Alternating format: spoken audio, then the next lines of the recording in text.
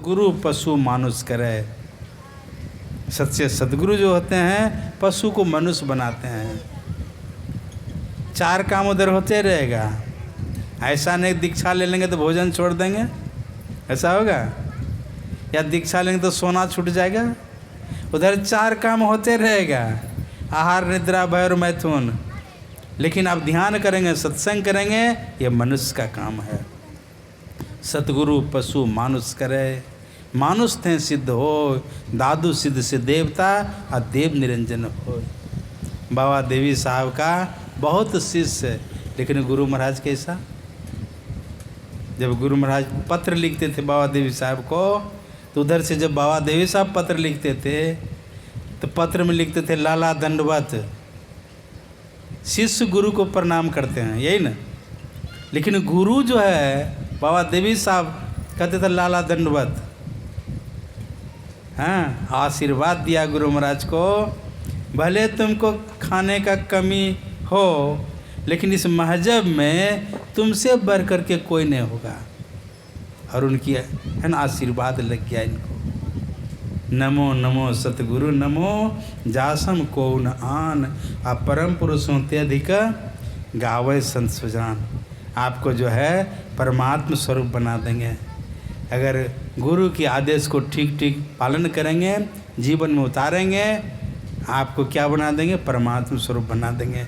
गुरु महाराज को परमात्म स्वरूप बना दिया। घर घर में इनकी पूजा होती है, समझ गए?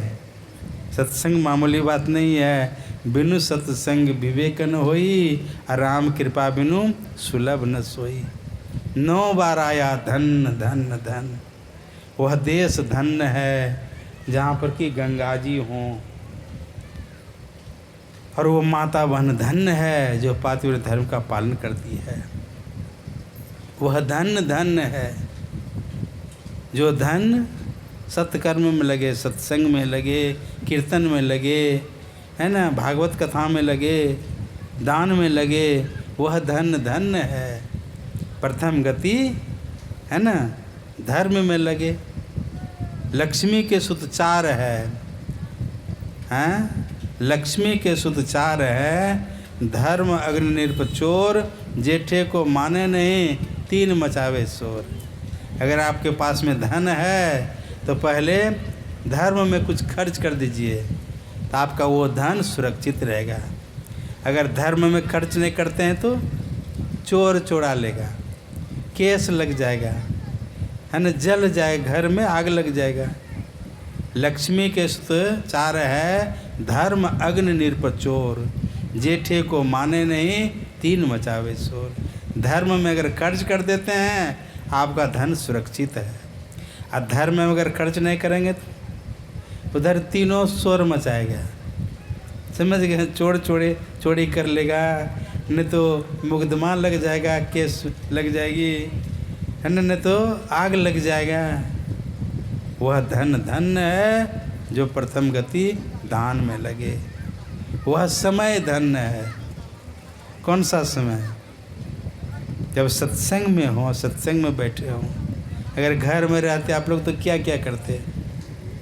कोई मोबाइल देखते, नहीं, कोई टीवी देखते, कोई गपशप करते हैं, कोई किसी का निंदा शिकायत करते हैं, ये नहीं करते। लेकिन यहाँ कम से कम वो सोचते बच्चे हैं।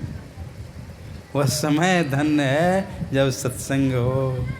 9 बार आया धन धन धन, और लास्ट में आया सो कुलुमा धन सुनो, जगत पुज सुपुनीत, श्री रघुवीर परायना, जेहि नर उपज विनीत। वह कुल धन्य है। कौन सा कुल? सो कुलुमा धन सुनो, जगत पुज सुपुनीत। ऐसे सुपुत्र का जन्म हो। जननी जनेत भक्त जन, कै दाता कै सूर, नहीं तरह बांझ भल कहाँ गमावे नूर। पुत्रवती जुगती जग सोई, रघुपति भगत जासुत होई। वह कुल धन्य है जिस कुल में भक्त का जन्म हो। वह कुल पवित्र हो जाता है। और कहीं संत महात्मा अगर जन्म हो तो संत उदय संतत सुखकारी, विश्व सुखद में इंदु तुम्हारी। चंद्रमा और सूरज का उदय नहीं हो, संसार रहेगा। उसी तरह बीच बीच में संत आते हैं। तो संत को जन्म देने वाले कौन होते हैं? आसमान से आते हैं संत। कहाँ से आते हैं? गृहस्थ आश्रम से। अगर आप बहुजन लाल बनेंगे, माँ जनकवती बनेंगे, तो आपके यहाँ महर्षि में ही परम जी महाराज का जन्म होगा। अगर आप दशरथ बनेंगे, माँ कौशल्या बनेंगे, तो आपके यहाँ भगवान राम का जन्म होगा। तो संत भगवंत को लाने वाले कौन होते हैं? गृहस्थाश्रम। पवित्र होना चाहिए। अगर आप पवित्र होंगे, आपका कुल पवित्र होगा, आपके यहाँ संत भगवंत आएंगे। भगवंत जब संसार में आते हैं, दुष्टों का संहार कर देते हैं, और जब संत आते हैं तब दुष्टों का उद्धार कर देते हैं। महर्षि साईं स्वामी जी महाराज कहा करते थे, रेल का इंजन अगर पटरी से नीचे गिर जाए, हजारों आदमी उसको चाहेंगे उठाकर पटरी पर रखें, नहीं रख सकेंगे। क्रेन आता है, क्या करता है वो? कान पकड़ के उठा करके पटरी पर रख देता, चलने लगते हैं। संत महात्मा लोग गिरे से गिरे आदमी को, जो कोई नहीं पूछता है जिसको समाज में, वैसे को पवित्र करने वाले संत होते हैं। अद्भुत अंतर की डगरिया जा पर चलकर प्रभु मिलते, दाता सतगुरु धन धन जो राह लखा देते। चलत पंथ सुख होत महा है, जहाँ अझड़ झड़ते। अमृत ध्वन की नौबत जारत, बरभागी सुनते। वो बरभागी हैं जो अंदर की आवाज़ को सुनते हैं। बाजे एक तार सुनब दिन रतिया, सुनत सुनत शीतल भय चतिया। वो जो अंदर की आवाज़ है कुछ अद्भुत है, उसको जो सुनते हैं, देखिए शब्द में गुण होता है। कोई रोता है, उस शब्द को सुनेंगे तो अंदर में रुलाई हो जाएगा। कोई हंसते हैं तो शब्द को सुनेंगे ना तो हंसने की मन हो जाएगा। ये जो सार शब्द कहाँ से आता है? परमात्मा से आते हैं। उसका गुण लिए साथ में आते हैं। वो सुनने वाले को वैसा गुणान्वित कर देते हैं, वो है ना, वो गुण अंदर में भर देते हैं।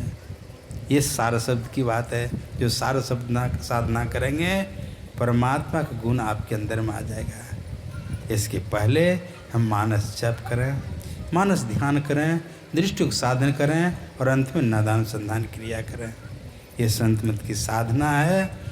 हम आपको भी चाहिए इस ज्ञान को अंदर में उतारें, और अब तक जो दीक्षा नहीं लिए हैं, अवश्य दीक्षा ले करके साधन भजन करें, मानव जीवन को सफल बनावें। मैं बच्चे को बहुत बहुत धन्यवाद देना चाहता हूँ। पढ़े लिखे महान बने, है ना, माता पिता का सेवा करे, देश का सेवा करे, अपना कल्याण करे, साथ साथ दूसरे का भी कल्याण करे। अपना पेट तो चींटी भी भर लेती है, अपना पेट तो पशु पक्षी भी भर लेता है, लेकिन दूसरे का पेट भरने वाले, ये देख रहे हैं ना, जीव हित आप ही आवे। सच्चे सद्गुरु जो होते हैं, जीव का कल्याण करने के लिए ऐसे सच्चे सद्गुरु संसार में आते हैं। मौज में कहा करते थे गुरु महाराज, मैं एकदम मोक्ष नहीं चाहता हूँ, मैं चाहता हूँ बारंबार संसार में आऊँ, एक को नहीं अनेक अपने साथ लेकर के जाऊँ। नदी पार करने में कितनी परेशानी, अगर पुल नहीं हो नदी में तो कितनी परेशानी पार करने में। कहीं पुल बन जाए तब कितना आसान, एक चींटी भी पार हो जाएगी।